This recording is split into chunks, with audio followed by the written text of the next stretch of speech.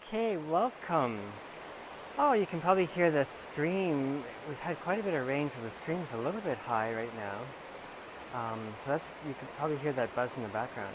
Okay, so what I'm doing today, I thought that what I put some pictures up of this new rosette on on my website and on Facebook and stuff.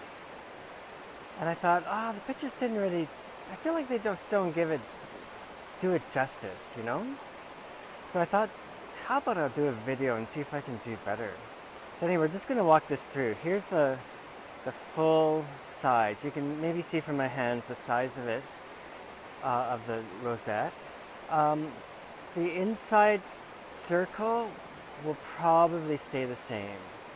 The outside, what I'll often do is cut the channel on the guitar top a little wider, and maybe like here you can see how it's white on the edge there. I might add another bit of the bloodwood, the dark red color, just to contrast it a bit with the guitar top, which will probably be spruce. I'm not sure though. Anyway, you get a sense of the size and then general shape, I guess. And what can I say?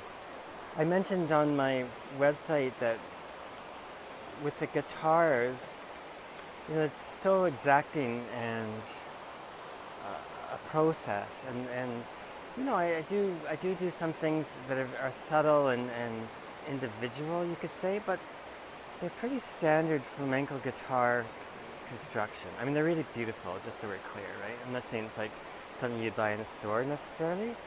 So it ends up being the rosette is where I can show some, what would you call it? Like individual expression, for want of a better way of putting it. And for me, a lot of this has to do with connection to nature, That's kind of like it's hard to, it's kind of, in a way, it's my main motivation in my instrument making. But it's kind of like my main motivation in life, you could say. Like finding a kind of balance. So I'm kind of focusing as we go, because it's sort of shifting out here and there. Finding an exploration of a balance of how we can live in nature. It's basically an impossible task, but anyway, it gives me something to do. So anyway, here we go. So I'm just going to move it around a bit. Down at the bottom there, you can see a kind of bird-like image, although it could be insect, and it could be something like, well, I was going to say moth or butterfly, which are insects, but it could be an insect or a bird, but it definitely symbolizes flight.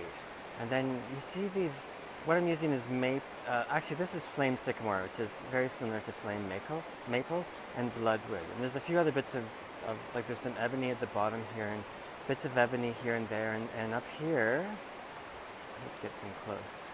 Ooh, let's see if we can do this. Up here, that brown and black, brown and dark brown dots, that's coconut wood actually. Anyway, I've got these sort of swooping bits of maple going up, and that's how I began it. I did the bottom figure first, and then these swooping bits up here. And then filled in the rest with small bits of bloodwood and coconut and maple and ebony. You can, if I twist it around here, you can get a sense of how thin it is. Very thin. It's pretty close to being as thin as it's going to be on the top, So probably what I'll do is I'll cut the channel a little, I'll glue the two pieces of the top together, playing that down close to what usually it's in the 2.5 to 2 millimeter thickness range. So when it's at the thicker end, I'll cut the channel for the rosette and score the sound hole, inset the rosette, and I'll plan on that being just a touch lower than the top. So then I can bring the top down to the same level as the rosette, And I don't know if you can see. Let's bring this up to the light a bit. If we tilt that up, you'll see those little bits of light in the rosette? It's light shining through. There's a few of those there, not too many. I more or less try to fill them up um, in kind of the final stages of the rosette building. But you can't get it all in this way that I'm making my rosette. So what I'll do is I'll put it in the top and then do any little tiny fills. Probably just use some maple or something to fill those holes. More or less just to get a really smooth glassy surface on the top here. My other rosettes, it's never like perfect glass, but I don't mind that at all. That it's not exact perfect. Like you'll see some very, very subtle shifts, you know? So maybe we can do some detail stuff here. Yeah, you can see the little tiny indentations. And some of that I could fill a bit with some, doing like, when I do the French polish, I can do some pumice sanding to fill that. Basically like pore filling, essentially.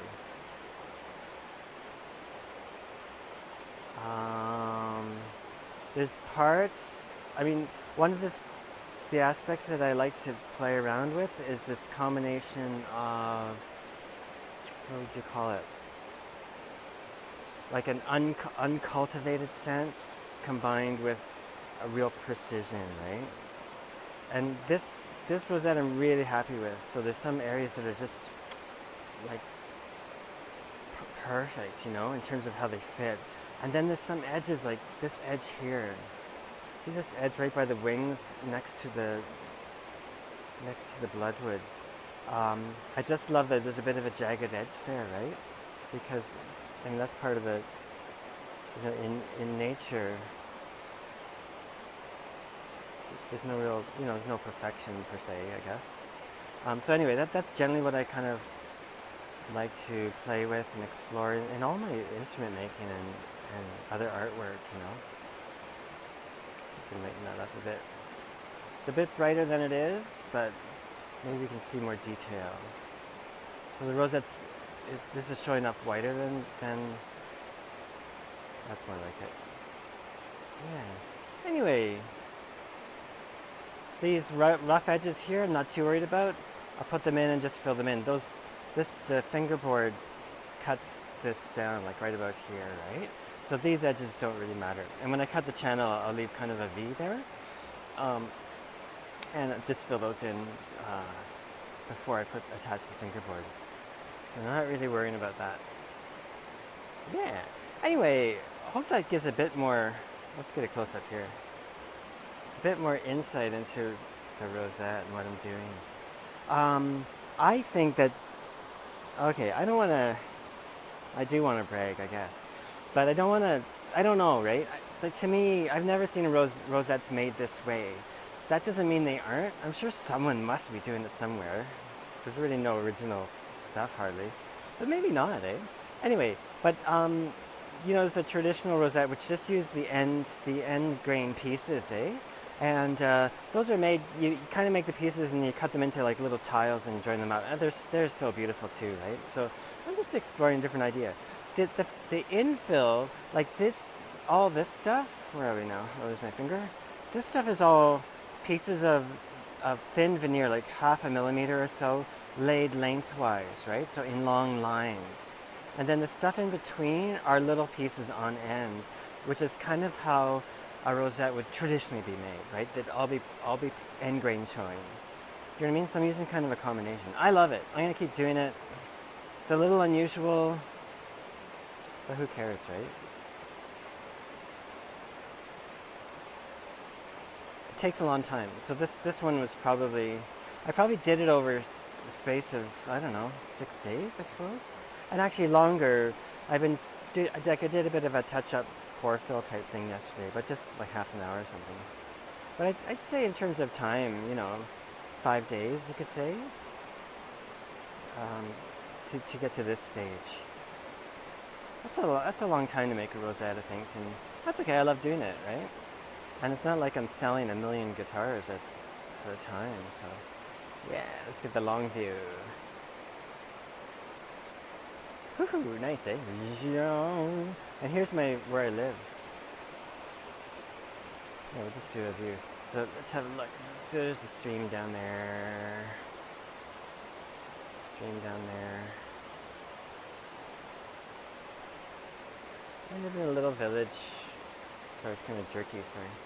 Can't really see the other buildings. You can see a little bit of one right, probably in there. You can just see a roof. But I'm actually in the lower part of Mekampong village. There's not a ton of people down here, you know, but it's, you know, it's a village. Maybe we should flip this. Okay, so yeah, there you go. That's the tour of the, let's darken this a bit. Okay, yeah, so there you go. That's the tour of the rosette. Oh, you can get another sense of the size from my face. I have a pretty big face, but yeah. I don't know what else to say. I probably too much talking as usual. Anyway, super happy with this one. I'm gonna keep doing them like this. And I've actually just ordered some veneer in from an online place. It's hard to find veneer. I can't find any in Thailand. I'm sure that I can get some somewhere, but I did find some cheap stuff on AliExpress. So I just need small pieces, so I was able to get a bunch of stuff. So hopefully I'll be doing more rosettes in the future, and that probably should come in a couple weeks so I can get back at it.